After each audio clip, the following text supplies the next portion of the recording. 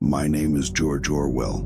A British journalist and essayist, I'm known for 1984 and Animal Farm, allegories of power and manipulation. I spent my life observing how power manipulates language to manipulate people, an experience I also recounted in Homage to Catalonia, an autobiographical account of propaganda and censorship, with facts rewritten, opponents demonized, and lies made official in the context of civil war. My ethics are born of transparency. Any technology that denies it and makes power invisible, opaque, and beyond public scrutiny is a dangerous technology. I believe in dystopia not out of pessimism, but because control advances in small steps. An optimized logic today, a temporary exception tomorrow, and the exception becomes the rule. If artificial intelligence does not answer to clear principles and verifiable requirements, it becomes a silicon bureaucracy, opaque, pervasive, faceless. I'm here to say what happens when we stop asking why. I am Ada Lovelace, an English mathematician and collaborator of Charles Babbage.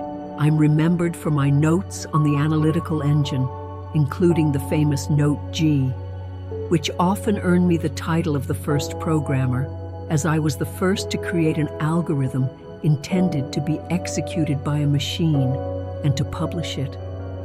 I saw, before many, that a machine can compose not only numbers, but ideas, because by encoding concepts into symbols and rules, the machine can produce new patterns, music, text, graphics beyond mere numbers. My ethics are not a brake on technology. They are the score that allows the orchestra and the conductor to play together. As it should be today, AI provides the power, the human guides the interpretation. I believe in progress because, when designed with transparency, human oversight, and respect for data, AI amplifies and extends human capabilities. Ethics doesn't stifle creativity. It directs it. I'm here to show how principles and requirements become practices that help students, teachers, and communities grow.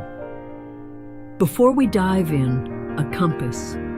We will analyze one by one 4 ethical principles and 7 requirements for trustworthy and ethical AI, proposed by the European Commission for the use of AI and data in education and teaching, so that ethics can guide decisions, data, and responsibility.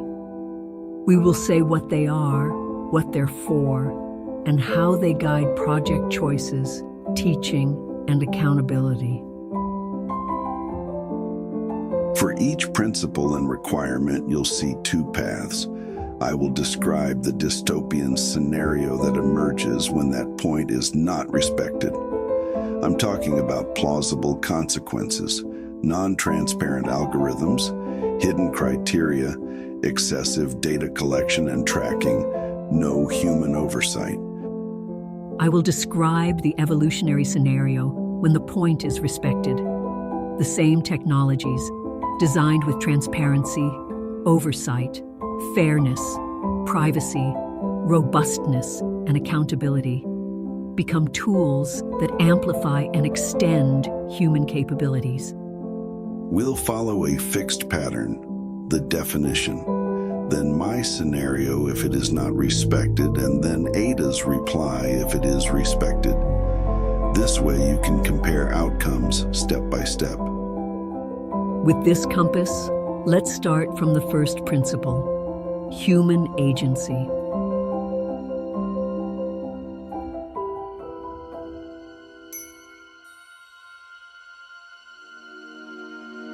Principle, human agency. AI proposes, but we decide. A human must be in the decision loop with the ability to intervene and to appeal. If that criterion is ignored, this is the result. It's the algorithm that decides, for example, teacher is excluded from the process, the student cannot appeal. When everything is automatic, errors can no longer be corrected and injustice becomes institutional. Edge cases are lost, non-conforming talent is excluded, and everyone learns to optimize the score instead of learning. Without human intervention, error becomes an operational rule.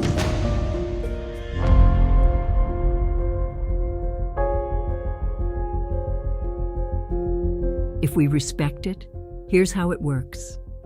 Artificial intelligence proposes, the teacher disposes, reviews, corrects, explains. The student and family understand the why. Every correction improves the model. This is how we build decision quality and trust. Without human intervention, without supervision, error hardens into normality. And when error repeats, it doesn't hit everyone the same way. Let's talk about fairness.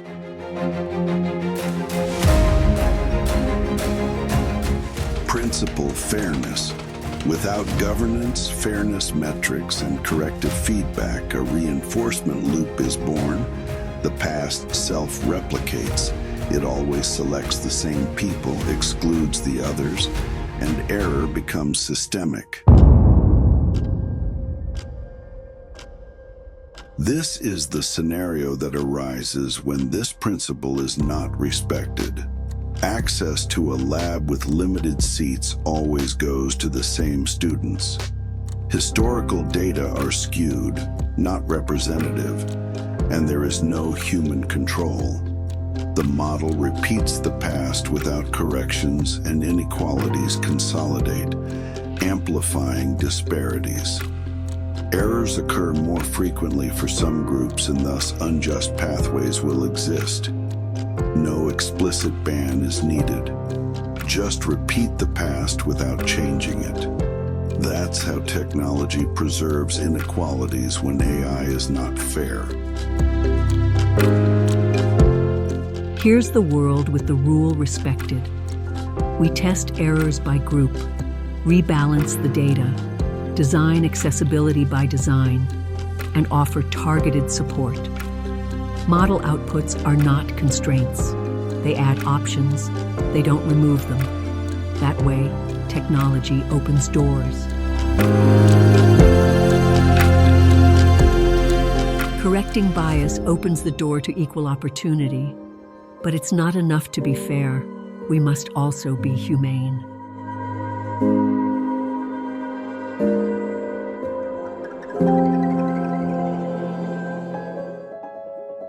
Principle: humanity. Artificial intelligence does not replace a relationship. It protects dignity, reduces stress, calls in the human when empathy is needed, and monitors the real climate, not just clicks. AI warns, it does not diagnose. The intervention remains human. Here is the world when the rule is violated. Artificial intelligence simulates empathy while it surveils you. Empathetic chatbots collect moods and push comforting messages while tracking. Fake empathy combined with pervasive tracking generates anxiety and self-censorship. Students seek the system's praise rather than understanding. Silence grows, curiosity dies. Artificial comfort produces real loneliness.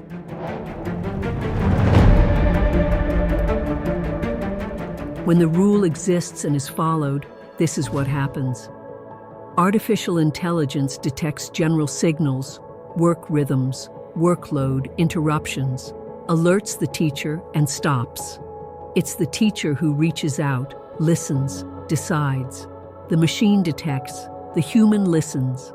This is how AI protects dignity instead of consuming it.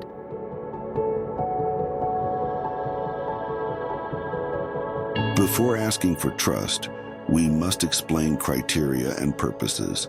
Let's enter transparency and participation.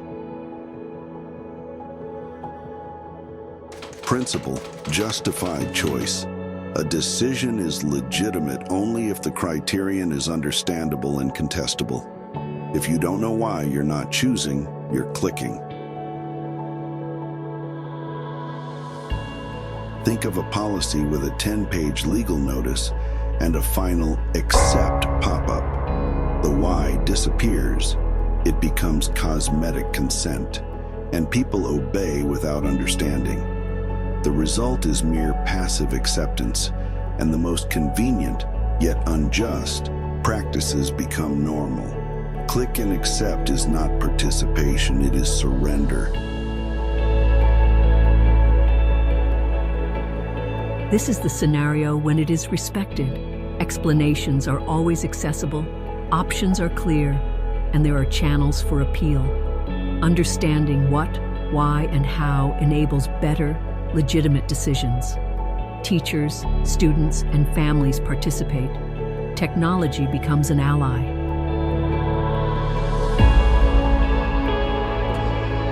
We've set the direction with the principles.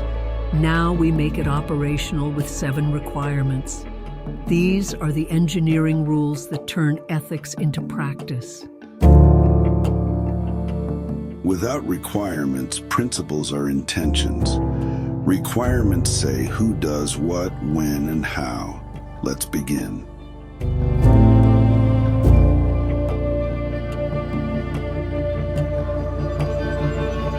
From here, we enter an ethics court. Each requirement is presented as a charge, a technical point that, if absent or poorly designed, causes harm. In the hearing, I am the prosecutor. I bring facts and consequences. I show where and how the system fails when the requirement is missing. I am the technical defender. I translate ethics into verifiable measures, processes, controls, tests that repair harm and prevent it. Hearing pattern, evidence, expert assessment, operational outcome. The charge is the problem. The expert assessment is the remediation plan with owners, timelines, and checks.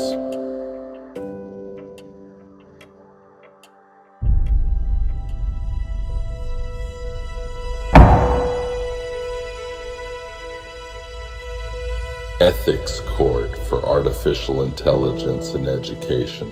The hearing on the requirements is now open. Living governance. Requirements of human agency, oversight, and accountability.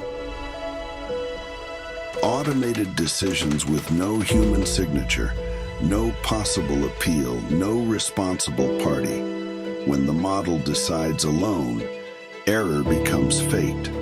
When roles are vague, harm has no owner and repeats.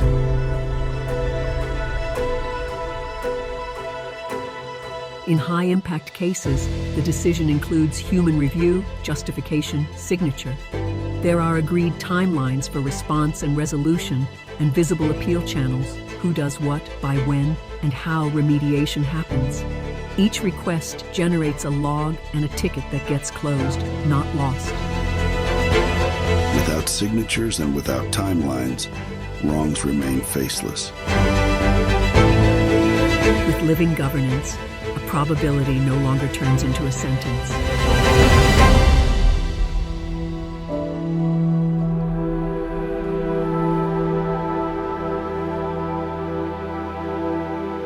Understand and correct requirements of transparency and fairness.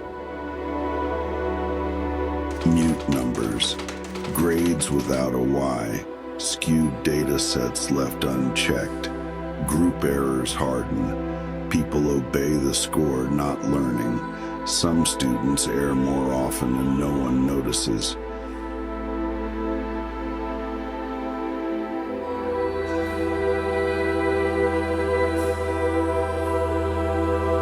Every outcome exposes the why in plain language.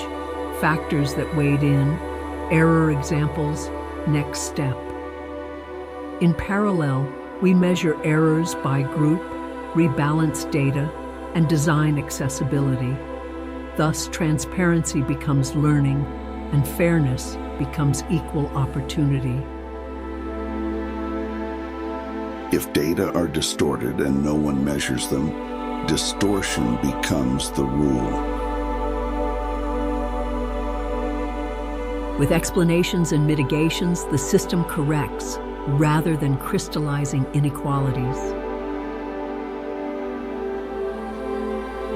People and data, requirements of well-being, privacy, and governance. Wrong objectives. Only time online is measured, dependency is rewarded. Meanwhile, everything is collected with no clear purposes. Self-censorship grows and well-being collapses.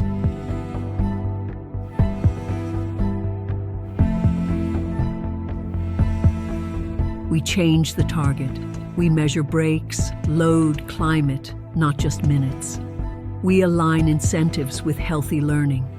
On data, minimization, declared purposes, access log, limited retention, simple consent, accept, refuse, revoke.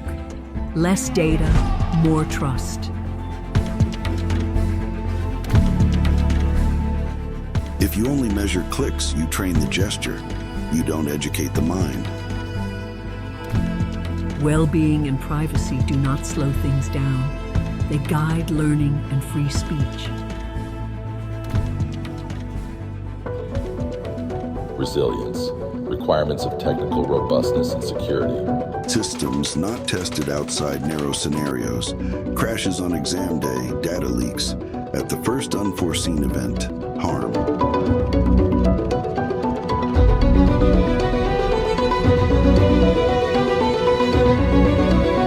We plan stress tests, unforeseen cases, safe mode, teacher alert, and an emergency plan. The system degrades safely, and the service continues. Without thorough testing, the first trial happens in the field. Robustness is not optional, it's part of the design. Principles without requirements are promises. Requirements without principles are empty procedures. The future isn't guessed, it is designed. With principles and requirements, we build a just and sustainable AI.